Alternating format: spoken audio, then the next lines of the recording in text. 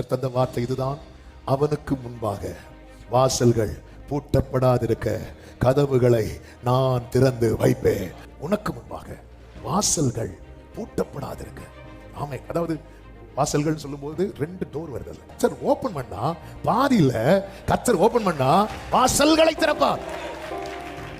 ஒரு door open ஆகுதுன்னா உனக்கான அடையாளம், 2 ஓபன் ஆகுதுன்னா கிளம்புன்னு அர்த்தம். இரண்டாவதாக ஏன் கர்த்தர் வாசல்களை திறந்து வைக்கிறார் தெரியுமா? ஆமே, நாம் அடைந்து கிடப்பதை அவர் விரும்பவில்லை.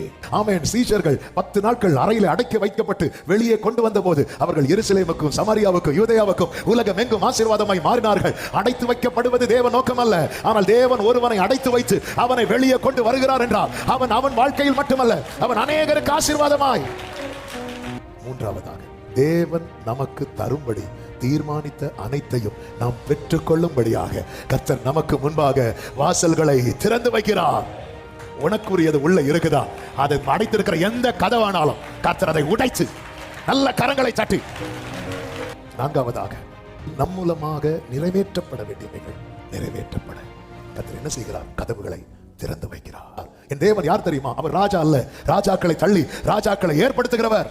ஒரு ஸ்தானத்துல உங்களை கொண்டு வந்து சில காரியத்தை செய்யணும்னு கர்த்தர் தீர்மானிக்கிறார்னா அதுக்கு தடையா இருக்கிறவருடைய மனதை மாத்தவும் கர்த்தருக்கு முடியும். ஆமென். அதுக்கு தடையா இருக்கிறவர்களை மாத்த கர்த்தருக்கு முடியும். ஐந்தாவது ஒரு காரியத்தை சொல்லி சொல்லுங்க. எதற்காக கர்த்தர் இதை செய்கிறார்? கர்த்தரால் அழைக்கப்பட்ட சகோதரா சகோதரி, அபிஷேகம் பண்ணப்பட்ட சகோதரா சகோதரி, உனக்கு முன்பாக வாசல் அல்ல வாசல்கள் திறந்து வைக்க கர்த்தர் கதவுகளை திறந்து வைக்கிறது.